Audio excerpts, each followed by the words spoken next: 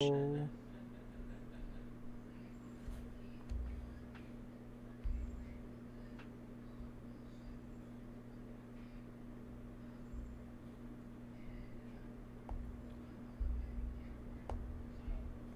not Amazon. Oh crap, what the heck?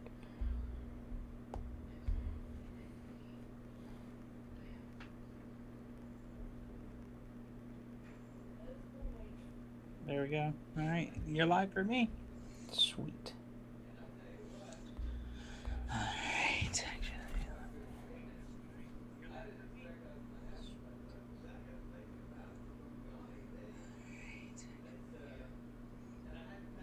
No, it should come join us live, not come join us love. That makes zero sense. Well,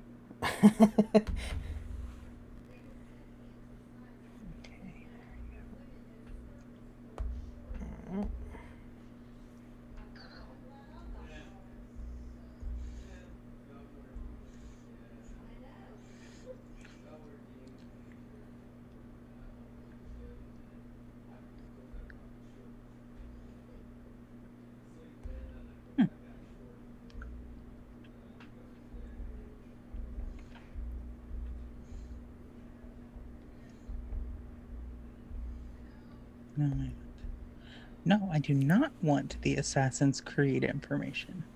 That is not this podcast. Yeah, we're not talking about assassins today. No. One day, maybe. Yeah. There is a legend set of Sith assassins. Yes. You see them in KOTOR 2 and the Bane trilogy. Oh yeah. What were they called in KOTOR 2? KOTOR 2, they're just Sith assassins. I think that's what. Um, Because they were all sent by Oh God. Scion. Scion. Mm-hmm. I was trying to think. It's like it's Scarface. The one with slept with 1,000 vibroblades. It's crazy how that line sticks out to us from even that. And then the ones in the Darth Bane trilogy are on Umbara, actually. Oh, really? Mm-hmm. Oh. That's cool. I think I remember that correctly. But all right. You want to start a show? I do. We're talking about starships. Starships are meant to fly. It's funny though. My dad asked me a couple days ago. He's like, "You got to be like getting close to like done with all like running out of ideas for their show, right?" And it's like, Dad, I haven't even scratched the surface. There's 45 plus years of Star Wars history. There's too much. I'm not scratching. We haven't barely even skimmed off the foam from a coffee.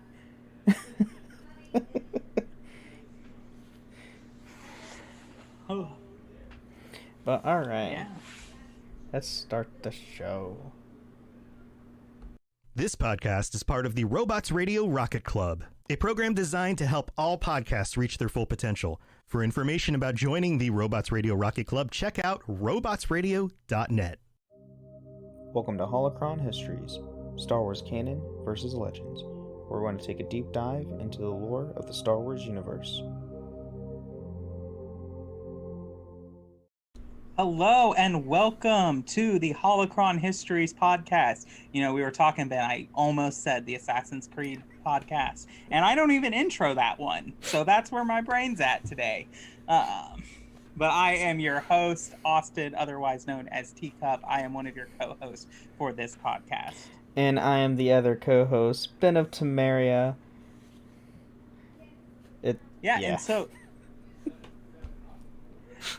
so we are talking about a new topic today. You know, it talks about all of my podcasts are kind of entering new seasons of their conversation, so that makes it fun. But today we are moving away from our factions of the galaxies, our governments of the galaxies, to something that is probably my second favorite part of Star Wars after the lightsabers. Yes, we are going to go over starships now.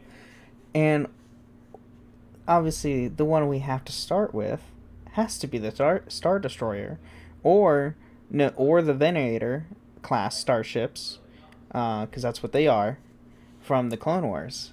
I mean, it's the most iconic ship next to like the X-wing and the Tie Fighter. Yeah, I mean, it's one of the first. So we see the Tantive 4 and the it's like, it's not the Executor, it's like the Execurix or something like that. Tarkin's It's flagship. it's Tarkin's. Yeah. And so it's the second ship we see in the entirety of Star Wars if you're starting from release order. Yeah. And I remember my dad sitting me down to watch this movie when I was 4 years old, and I see that little spaceship fly by, and then it's just like a solid like 20 seconds of the Star Destroyer coming across too. And I just remember with my eyes wide, like, what is that? Yeah, you see. Yeah, you see the. Oh God, you just said the name. It just escaped my mind. The Tantive 4. Tana It's 4, yes. It's a I Corvette. forget the class. Is it a Yeah, Corvette? it is a Corvette light cruiser. Mm-hmm. It's a class of vehicle. It is. And you first see that, and then literally like a couple of seconds later, you see this massive ship, and I was like, uh, uh, can that little thing get outrun the giant one? Obviously not, because it doesn't end well for the Tana 4. No, But it does not. but yeah, let's get into it. Obviously, we always start with legends, so we are going to go with the early designs of the Star Destroyer slash Venator class. So they are they're wedge shaped warships. Seem to be an ancient trend dating far back to 4 millennia before the rise of the Galactic Empire. The design was not limited to any one culture, but been observed frequently in both Galactic Republic and Sith Empire navies. Yeah, yeah. And when reading that, I'm thinking about like, so there are so many different types of like ships we see, um,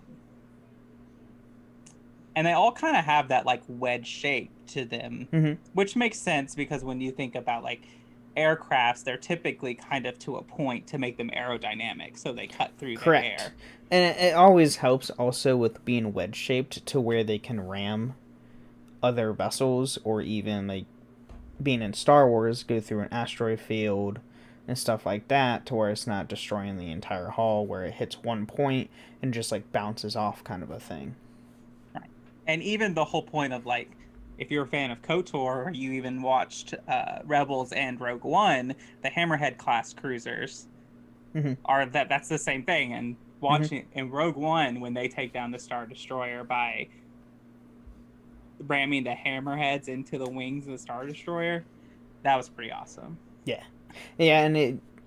and that's another ship we'll have to go into, is the Hammerhead, because not only are we see them in the current canon, we see them plenty of times in the Legends. And if you ever play KOTOR 1 and 2, they're the main warship that the Republic uses, actually. Yeah, and definitely. And I believe the Ravager, Nihilus's flagship, is a wedge shape, kind of Star Destroyer shape. The other Sith fleet in at least the KOTOR games, I can't really remember what they look like in the Old Republic MMO, but they're kind of closer akin to the Banking Clan ships from the Separatists. Yes. That's the big ones. Yeah. Yep. But funny enough that you say about the Ravager, we're actually going to about to be talking about that one. All right. During the Mandalorian Wars, 3,963 years before the Battle of Yavin, a Venator-like warship was used by the fleets of the Mandalorian Neo Crusaders during the same conflict. The wedge-shaped Interdictor class cruiser and the Centurion class battlecruiser were employed by the Galactic Republic and later served in the navy of the Sith Empire, established by Darth Revan. Examples of these ships include the Leviathan and the Ravager. Yeah. Gotta Both love the which Ravager. don't end up well in their stories. No, not at all. The first design explicitly referred as a Star Destroyer was the Horror-class dreadnought of the resurgent Sith Empire. This design originated with Grand Moff Ordi Valken as part of the Empire's build-up in the 1300 years that preceded the Great Galactic War. These ships eventually fought in this 28-year-long conflict against the Republic. And as I've said previously in other episodes, the Great Galactic War is the war during the Old Republic MMO. And yes, it took almost 30 years. So, I mean, all the wars we see in the films are roughly 3, maybe 5 years long, if that. Where when you talk about Legends, a lot of the conflicts are a lot longer. Mm-hmm. Well, you could look at the rebellion. So it all depends on when you classify, like, That's the a good start point. of the rebellion. Is the start of the rebellion Scarif? Is, in previous canon, the start of, like, the official start of the rebellion was Yavin. True. Which True. they're really close to each other. Scarif and Yavin are really close to each other in time. But I would argue that the rebellion really, especially in the main canon, starts way before, like, a decade before either of those conflicts. That's true. We see that in Rebels. Yep. And, I was about to say. We kind of start seeing it in Obi-Wan. right. Which is even before Rebels. Yeah, and you could I would probably argue that, like, the end of, like, season 2 of Rebels is where I would probably say the start of the rebellion, because that's when they start kind of, like, forming to, like, that's when groups. Like the small cells that knew nothing about each other started, forming hey, we're an actual big group, now we're gonna go do stuff all together. Right. And that's when, like, Thrawn comes in and they stop tracing, like, the ghost crew and start, like, chasing the actual, like, rebellion. So I think that's where I would say the start of the rebellion. So if you consider that, it's probably like a close 10 years, 15 I was gonna say conflict. it's probably be around a decade, because, and I know this is Twins off topic. are 19. They're 19 in A New Hope. Yes, so this is and Rebels takes place 5 years prior to A New Hope. Mm-hmm. So yeah, that'd be 10 years, because it's be almost roughly a decade. 5 to something. Yeah. Mm-hmm. So then we get to the Clone Wars developments. Star Destroyers that bore the distinctive wedge-shaped, which came in association with the ship type, were in the service of the later Republic Navy around the time of the Clone Wars. The two most famous designs at the time were the Victory 1 and Venator classes, which were considered massive. Other Republic Star Destroyers like the Imperator and the Tector classes became infamous in their service in the Imperial Navy. So if I'm not mistaken, so we look into Star Wars Rebels, for example. The smaller version looking Star Destroyers we see that aren't the Star Destroyers, I believe are the Imperator class. I believe. I could be wrong on that. Starships isn't my full forte. There's too many of them.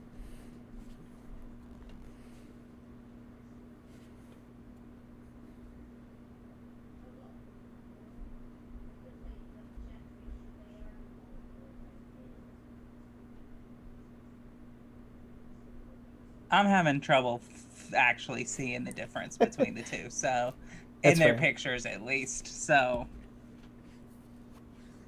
That's fair. So, and then the new Star Destroyer designs were born from the success of the Acclamator class assault ship.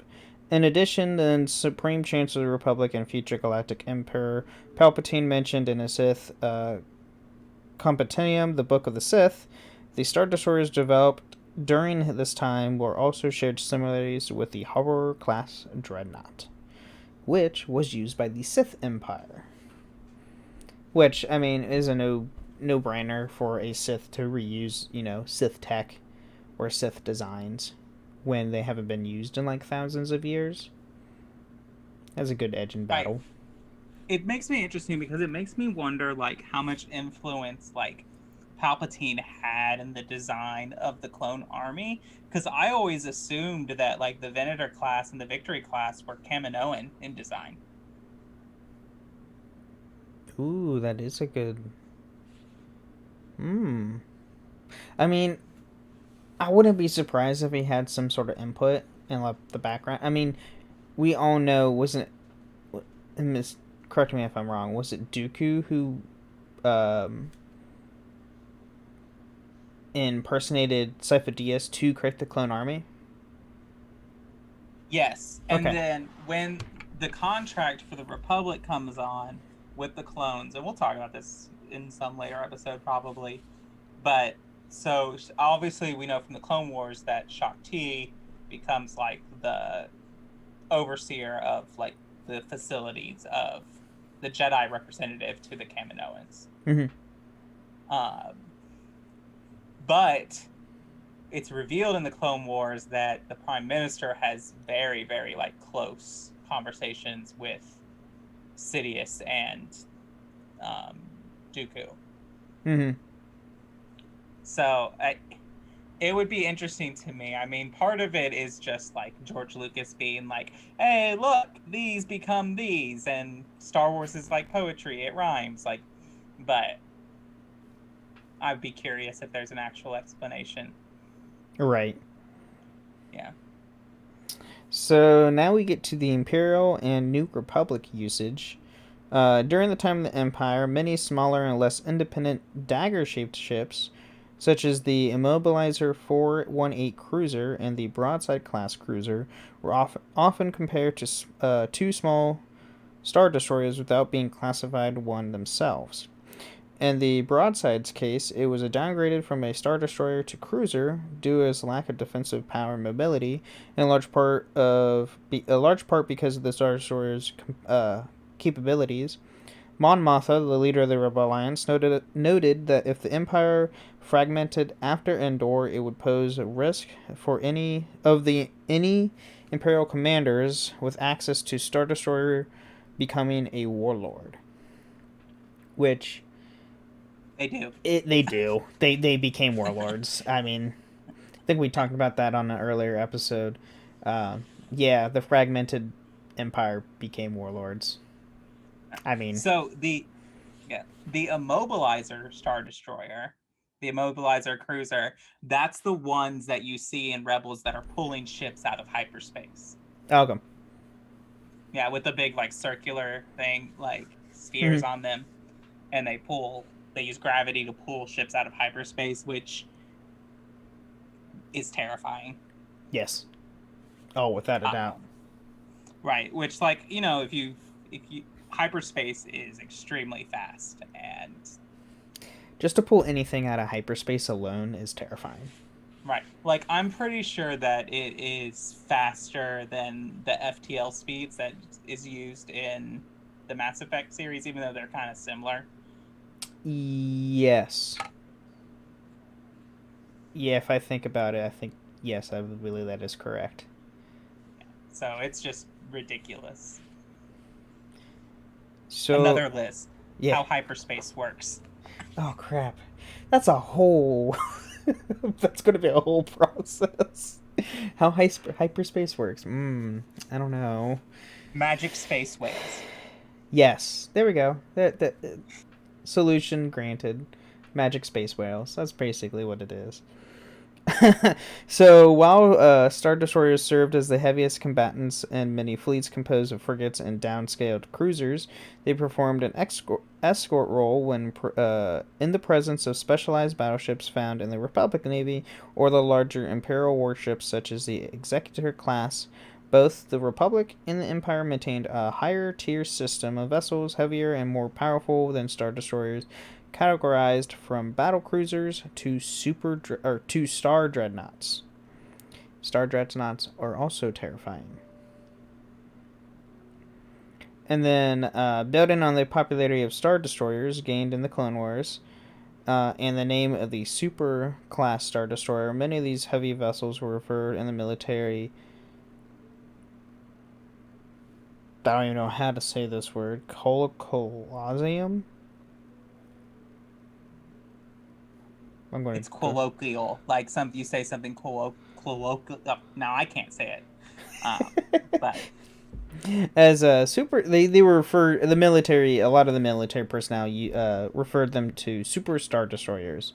The Imperial Navy had around 25,000 ISDs alone throughout its existence, and wow. ISD is Imperial Star Destroyer, if I recall. Correct. So they had 25,000 Star Destroyers ready to mobilize. Right. And the Super Star Destroyers, that's the Executor. Yes. Which is Vader's flagship. That really big one that we see in Empire and later in Return of the Jedi. Which is about 5 times larger? It's pretty big. Like, I'm pretty sure you can land a oh yeah, you can land as a regular Star Destroyer on it or within it or one of the two. It's massive. That's yeah. Of course, Anakin would make the biggest ship. Like, that just is his personality. I have to have the biggest ship. I still love, and this is off topic, kind of. They did a Lego, one of the Lego shorts they did for Star Wars, where like these random pilots come in on a Star Destroyer and like they were freaking out about they saw this one ship and Vader's like, what made you like board us and why are you trying to run away? And it's like, what's more important? And he looks and it's like that and he points to an N1 Naboo starfighter and Vader just freaks out and goes all nerd on the starship. And that's like, of course he does. I'm not. I'm sure surprised. He does something like, I blew up a droid ship in that ship, but whatever. Right. So the New Republic also used the dagger shape in their later Star Destroyer designs. However, not all the vessels known as Star Destroyers adhere to the dagger shape aesthetic. Notable Star Destroyer manufacturers through the ages include Kowat Drive Yards, Rendell Star Drive, and the Republic Engineering Corporation. So, they have some manufacturers. Yeah. Or are they probably good manufacturers? I don't know. Yeah. So the Republic, or the New Republic, actually does end up using Star Destroyers in some kind of form. I thought the Rebellion stick to like Corvette style ships and the Mon Cala class of ship. They do. I think they mainly used them as like when they need to go into heavy battle. But I know the Republic itself. I mean, you see this in the films, and you see obviously we see in Legends. They prefer ships with more mobility over power, and obviously there's a reason why, because they kind of won the war with that.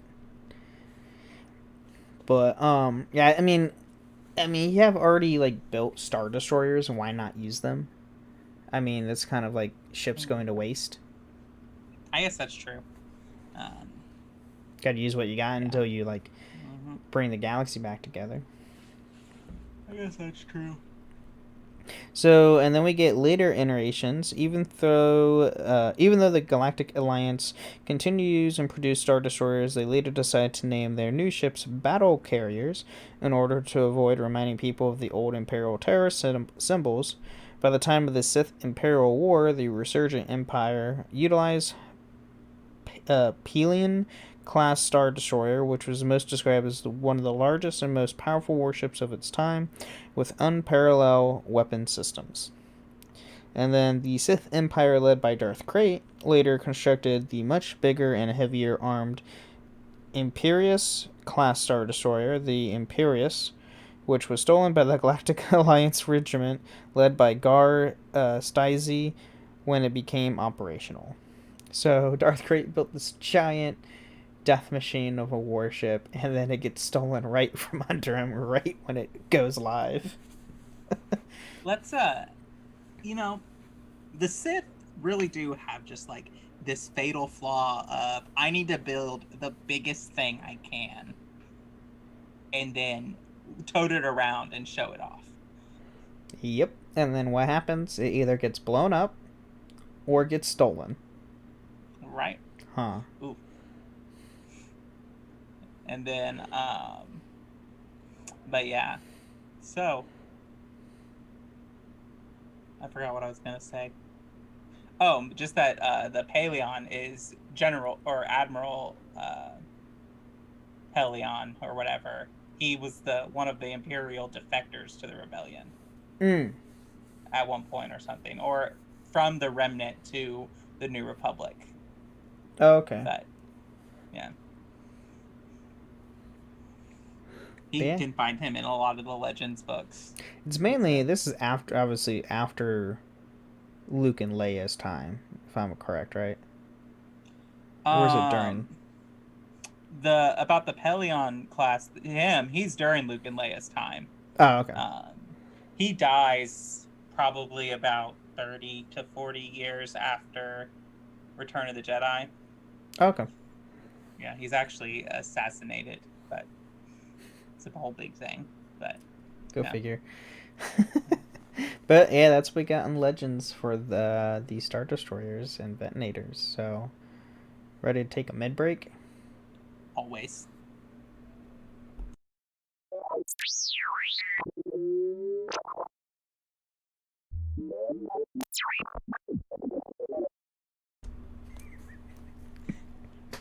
Hello and welcome to the middle of the show where we talk about all things that have to do with the podcast, but not necessarily the lore of Star Wars.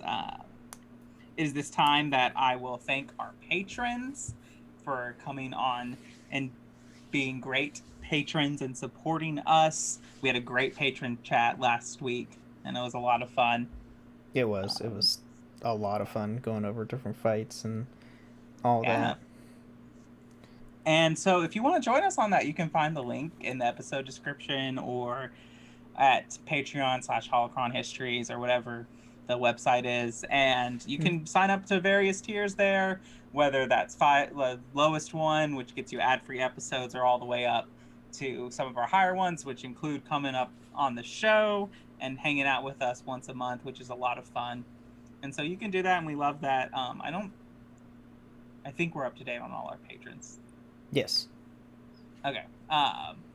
And then another way to support us is to leave us reviews on Apple or Spotify. This is a great way to boost the show and let people know that you really like the show and appreciate the show. And so you can do that on Apple or Spotify. If on Apple, you leave us 5 stars and some words, we will read it out on a future episode of the show. And we do not have a review to read today. So I think that's all I got. Oh, and you can join us on the Cups Podcasting and More Discord. We hang out there and talk about all kinds of podcasting stuff. Or you can join us on the Robots Radio Discord, where you can find all kinds of amazing podcasts and all that kind of fun stuff. You can find us both there under Teacup and Ben of Temeria. And those links are in the episode description. I think that's all I got from mid-break. You got anything, Ben? No, I mean, other than if you want to hear more of me, I was on this past episode of the Witcher Lorecast filling in for Tom because he was out on vacay, so I was on that show. So if you want to listen to more of me, go to Witcher Lorecast. But other than that, I am here and always will be here. Yeah. All right, well, let's get back into Star Destroyers. Sweet.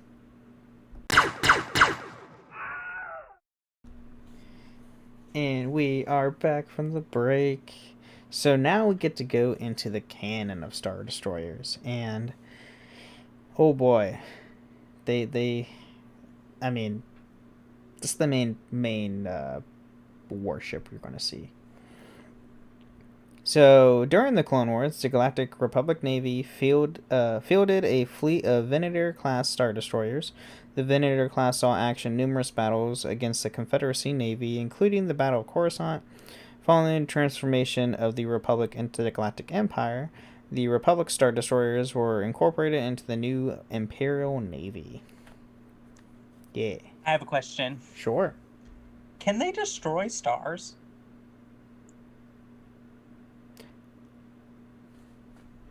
Like, where does their name come from? Like, I've always wondered that, because we only ever see them like ships. The closest we get is the class of Star Destroyers in the sequels in Rise of Skywalker that are basically portable Death Stars.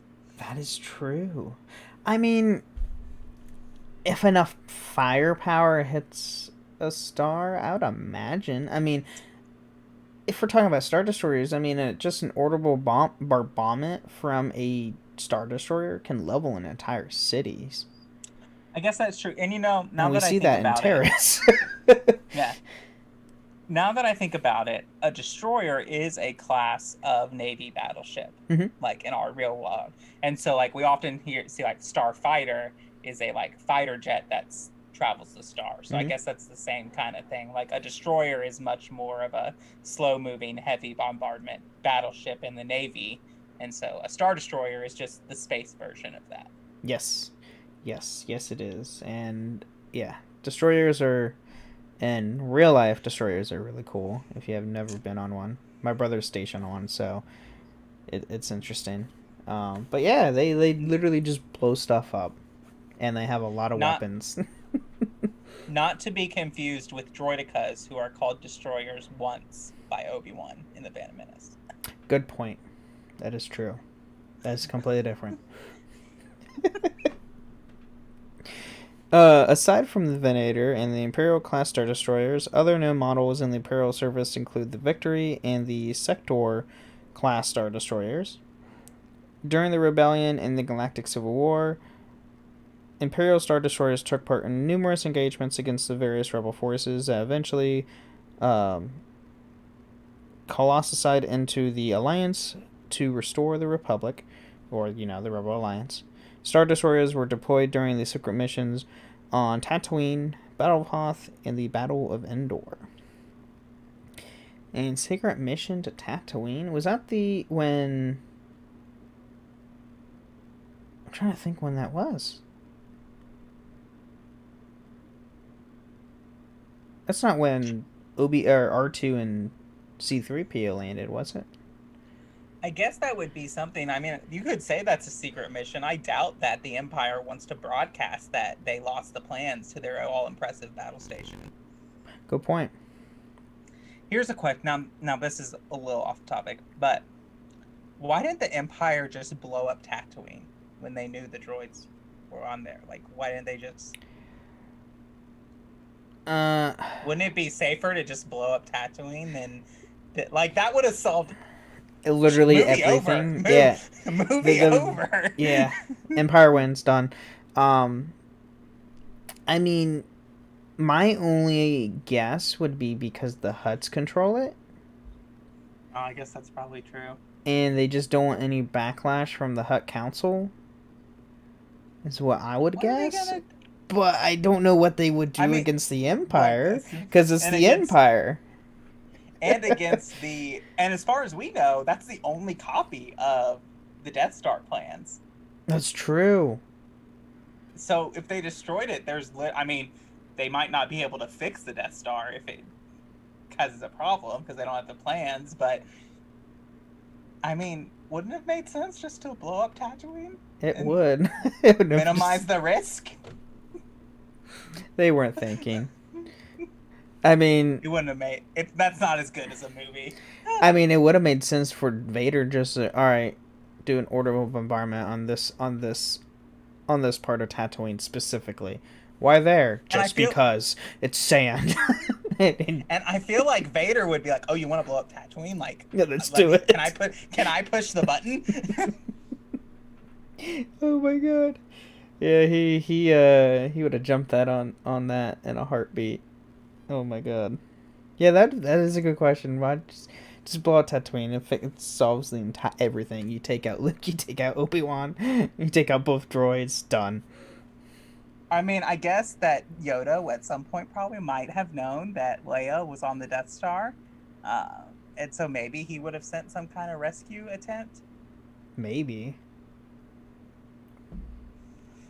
Who knows? But yeah, but also Han is dead now, and Oh, Chewie, and and Chewie. Yeah, literally everyone that was going to be a thorn in the side of the Empire, except for Leia. yep, Leia was the Leia. only one. So, following the events of Endor, the Rebel Alliance successor government, the New Republic, captured and destroyed numerous Star Destroyers in several engagements, including the Battle of Theed, the rebellion on Akvia, the battle for Croat Drive Yards, and the liberation of Kashyyyk. By 5 ABY, Grand Admiral Ray Sloane estimated that 75% of the Imperial Star Destroyers before Endor had either been destroyed, captured, or lost in confirmable, if curious, ways. So, compared to Legends, they are just destroying these ships, like left and right. Yeah. But now I'm curious at these lost in confirmable, if curious ways. I wonder if there's some protocol where Palpatine had in place that those are being shipped to Exegol. Oh, I would imagine. Mm. Like, it would have been something. I mean, Yeah. he had a plan of taking out the entire hierarchy of the Empire when he, quote unquote, died the first time. So I'd imagine he had some sort of plan that, hey, they get like rerouted somehow. I mean, his whole plan of like Operation Cinder is basically like, well, if I can't have the galaxy, no one can. Take them all out. But in reality, he was still alive. Yeah. So while trawling through the archives of the Hall of Imperial Register on Coruscant, Sloane discovered that the remaining 25% had mysteriously disappeared and their purported destruction had been falsified. Ooh, look at that. Look at that. They were taken somewhere else. Oh, I wonder where. And then later, Sloane learned that the Fleet Admiral Gallus Rex secretly commanded Imperial fleets and the Almagest, the Recluse's Nebula, the Quinulon Nebula, the Rolu Triangle, and the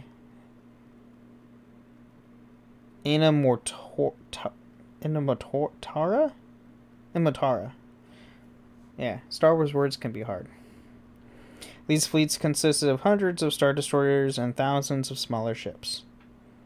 So, interesting.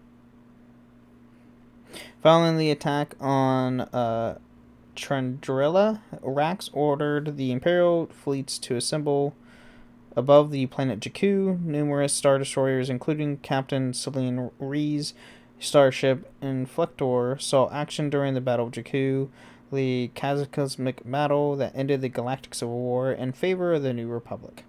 And if you play Battlefront 2, you get to play in that battle. And yes, it is very hectic. Yes. I just,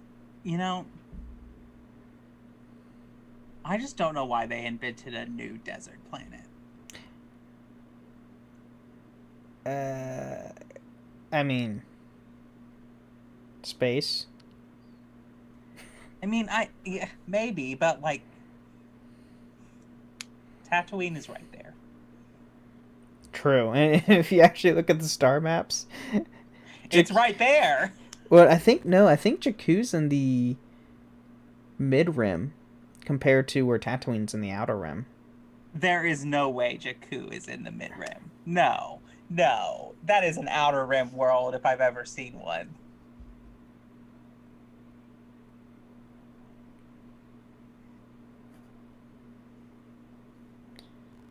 Let me see here.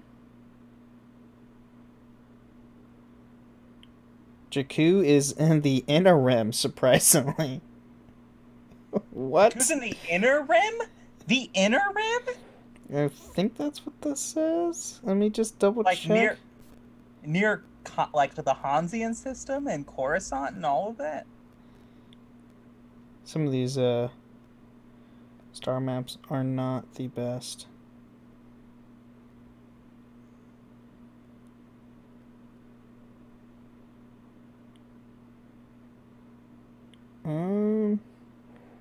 God, these Takadana. Yeah, it's in the. It's not by Coruscant, so I would say it's close. It's in the. It's not in the core world, so that's where Coruscant's at in the core worlds. But it's in the inner rim, so it's the rim outside of the core. It's actually not terribly far from Rakata Prime and Takadana. Rakata Prime is in the. Well, I guess yeah, it is in the Inner Rim, Mm-hmm. because the star map that shows it is interesting. Yeah, yeah. When I saw that when Jakku, was looking at Jakku and I was like, wait, Inner Rim? That doesn't look like the Inner Rim planet. Inner Rim What? planets are Okay, supposed to be lush. everyone take note at my time, 8 p.m. on August 5th. I was wrong. So, 30 years after the Battle of Jakku, the barren surface of Jakku was still littered with the wreckage of countless star destroyers. These direct starships were regularly targeted by scavengers such as Rey. So, Force Unleashed, which we fully see. And we actually see, like, how real big, like, what the inner workings of a Star Destroyer is, besides seeing it in, like, Rebels. Right, like the Falcon flies through them. Yes. And then the First Order remnant of the Old Empire, also known to utilize Star Destroyers as part of its fleet, such as the First Order's Resurgent class Star Destroyers, which were inspired by the dagger-shaped design of the Old Empire's vessels. So, yeah. No surprise there that they, copy everything. Then classes, we get the Star Dreadnoughts, the Executive Class Star Dreadnought, also known as the Super Class. Star Destroyer was the largest model of the Star Destroyer ever built by the Galactic Empire. It was usually referred as a Super Star Destroyer and consisted of submodels, the Executor 1 class and the Executive 2 class. 19,000 meters long. It was used as a command ship and had over 5,000 turbolasers and ion cannons. Holy crap. That's a lot of guns. And it's taken down by a suicidal A-wing pilot. Yeah. Well, I guess he's not really suicidal because he's like hit and he flies into the command center. That's a good point. Yeah. The Mega Class Star Dreadnought, also referred as the Mega Class Star Destroyer, was the capital of the First Order and its supreme leader at 13,000 meters in length and the wingspan of 60,000 meters. The Mega Class was wider than it was longer. The sole example of the model, the Supremacy, was used by Supreme Leader Snoke and the First Order Navy to attack the Resistance. So we see this ship in Last Jedi. Yes, The Last Jedi, that movie. Which we see what happens to that one. It gets Now, okay. Circle back to the Star Destroyer. If like something like the Supremacy or the Executor used the Holdo maneuver. Ooh. See, this is the problem with the Holdo maneuver. Like, yes, it's awesome and it's cool and it looks great, but like when you apply it to the rest of the universe, I think you could destroy the galaxy. Like, if you use the Holdo maneuver with a Star Destroyer in the core of the galaxy. He could rip through a planet. Yeah, I'm pretty sure you could You rip through probably and like would. just create a massive black hole. I mean, maybe that's how the mall was created. Who knows? Hmm. Possibly.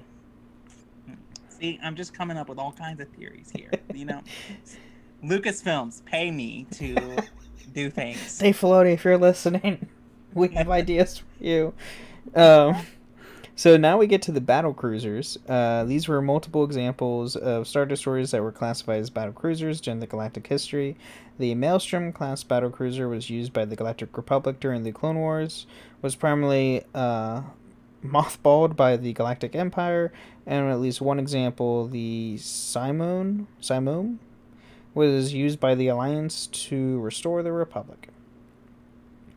The Maelstrom class was considered to be a proto-Star Destroyer and was armed with assault, concussion missile launchers, heavy cannons, and other weaponry. The Maelstroms were used in planetary sieges, orbital bombardments, fleet command duties, and other roles. So, they bombed places. The Successor class Star Destroyer, also identified as the Successor class battlecruiser, was another example of a battlecruiser in the Star Destroyer designed family, being multiple kilometers in length. The Successor was used as a carrier and command ship by the Galactic Empire, and was possibly the largest starfighter dedicated vessel in the Imperial Navy. So, I want to say this is the type of class Star Destroyer we see in Rebels that they took over and used as a command base, because you could house multiple ships because it was a carrier. I think you're right on that. Yeah. Which I guess, you know what? Back to my other point. That is used in a holdo maneuver. In Rebels. Holy crap, it is. Yeah, at the end of season 3 to make them escape. So there we go. Dave Filoni beat us to it, man. Darn it. The Empire's successor state, the First Order, widely deployed the Resurgent class Star Destroyer, alternately designed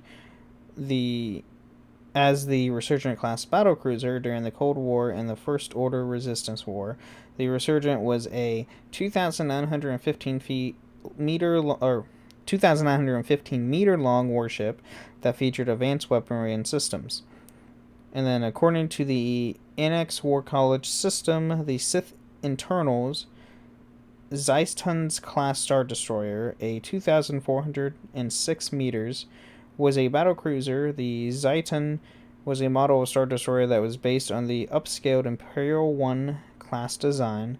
The Zeitun class possessed heavy weaponry, including the axial super laser cannon, which had the capability of destroying entire planets. So basically, it had a Star Destroyer laser on it.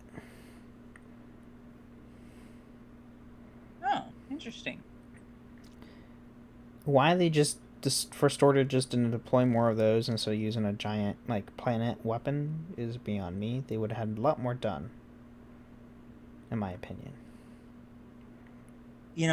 I think it's because Palpatine, when it comes down to it, is just a sucker for the drama. Fair point. He wants the most dramatic entrance possible. That's a good point. The man installed a spinning chair in his office so that he could turn. True. Why did he need that spinning chair in his office and on the Death? Why do you need a spinning chair on the Death Star? So he can look outside the port? And then turn around dramatically. Good point. Yep. Crap. See? That's the Sith's fatal flaw, is that they live for the drama. Yeah. Anyway, that's why. So then we get to cruisers. So the Republic's Acclamator class assault ship was a 752 meter long cruiser that was considered to be a proto Star Destroyer. Its subvariants were the Acclamator 1 class and the Acclamator 2 class. and it was used as a carrier and transport for troops and vehicles to planet surfaces. And then you get the Venator class Star Destroyer, a class of cruiser, 1,137 meters in length, was also referred to as the Republic Attack Cruiser or Jedi Cruiser, that was considered a proto-Star Destroyer. It consisted of two subvariants, the Venator 1 class and the Venator 2 class, and was extensively used by the Galactic Republic during the Clone Wars and by the early Galactic Empire. So, I mean, this is the Star Destroyer / Venator you see all the time during the Clone Wars TV show and also Episode 3. When, like, the first sequence you see Obi-Wan and Anakin coming in their Jedi starfighters, the Star Destroyers you see that are painted red and gray, those are Venators.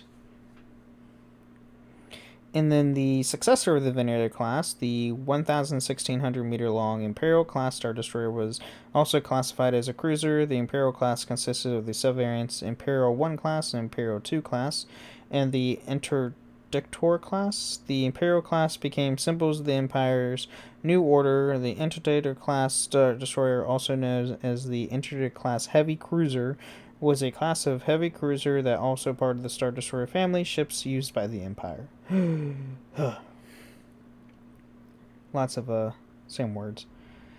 And then it was a 1,129 meter long and was equipped with 4 gravity well projectors to serve on capacity as the integrated vessel. The Onager class Star Destroyer was also classified as a cruiser class and was equipped with a super weapon that could destroy targets on the surface of a planet or entire fleets. Which I want to say the Interdictor class, since it has the gravity wells, I want to say it's kind of like... Oh, shoot. The ones that can maybe pull out of hyperspace? Right? Yeah, it's definitely those. Okay.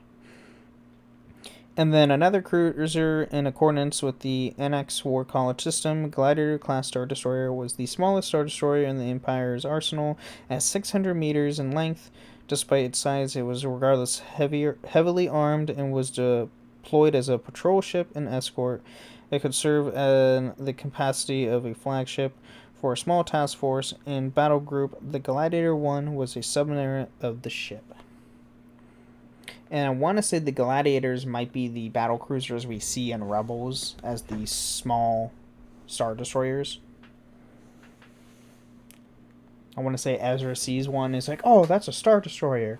And everybody looks around and is like, no, that's not a Star Destroyer. Yeah, it's just like a light cruiser kind of thing. I can't remember its exact name. I'll remember when we hang up this Zoom call. I'll remember then. But That's I true. don't remember now. Yeah. But that's what we got in canon. All right. So in summary, Star Destroyers don't destroy stars. I should write for Lucasfilms. And at 8 o'clock, I was wrong. I guess that's a good summary of the episode. And if you're all traveling in space, don't make a Star Destroyer mad, because they blow things up. Everyone gets bored at sometimes. A fair point. I mean, sometimes you got to drop your cargo load, and even in the light of an Imperial light cruiser, and even if that means that you're going to get a bounty on your head and end up frozen in carbonite. I love that reference as a full Han Solo reference. Because that's exactly what he did. Anyway, yes, stay away. And also know that if you can just list slightly to the left, that's a maneuver that can outrun a Star Destroyer. That is true, because they don't have the greatest mobility. Yeah. Or that's all they do. In A New Hope, Han goes, "Don't worry, I know some few maneuvers," and it literally just shows it's the same clip, but slightly the Millennium Falcon's just going a little bit to the left, and so in Family Guy's little spoof on that, they're like, "Oh, he's listing lazily to the left. This guy knows some maneuvers." I need to rewatch those. Those are hilarious. I just love Stewie being Yes. Darth Vader, honestly. That's the best part. It really is. But anyway, I think that's it. Thank you for listening to the Holocron Histories podcast. Next week, we are talking about another starship. I think Yes, we are going to be talking about. I think I have it set for the X-wing. the X-Wing, So my favorite. yeah. So, yeah, we'll see you next week on the Holocron Histories podcast. Thank you for listening. And may the Force be with you. Thank you for listening to Holocron Histories, Star Wars Canon versus Legends. You can find us on the Robots Radio Discord at robotsradio.net. You can also follow us on Twitter at SWHoloHistories and contact us at holocronhistories@gmail.com. All right. Thanks anyone who was here live, other than my wife. But yeah, this was a lot of fun. We'll see you again. Yes. See